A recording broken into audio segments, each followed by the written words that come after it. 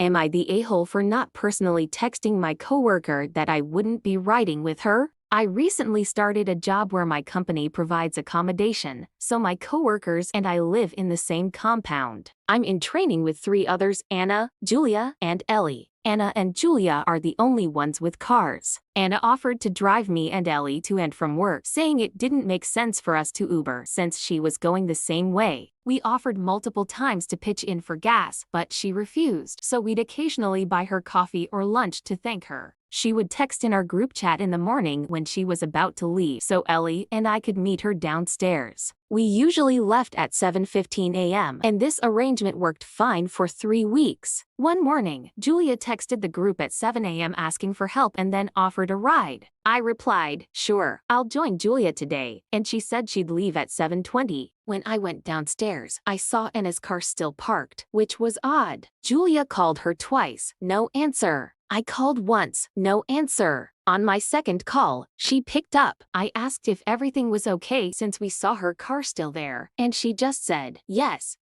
see you there," then hung up. Minutes later, she texted the group asking if we had left, even though I had just told her on the phone that we had. When I confirmed, she replied, "Thank you for replying," which, in hindsight, felt passive-aggressive. When she arrived at work, she immediately started yelling at me in front of everyone. She was furious that I didn't even text in the group and that she waited there like a stupid person. I told her I had texted at 7 a.m., but she insisted I hadn't. Julia pulled up the chat to prove I did, but Anna snapped back that I should have personally messaged her, "Anna, I won't be joining you today. I will go with Julia." Then she said, "I was good while I provided Uber services, but the moment I'm not needed, I don't even deserve a text." I was shocked. She was the one who offered the rides in the first place, and now she was making it sound like I had been using her. I reminded her that she always refused gas money and that we often bought her coffee or food as a thank you. But she doubled down, acting as if I had disrespected her. The rest of the day, she ignored us, barely participated in training, and when it was time to leave, she suddenly said, "Okay girls, I'm leaving if you want to join."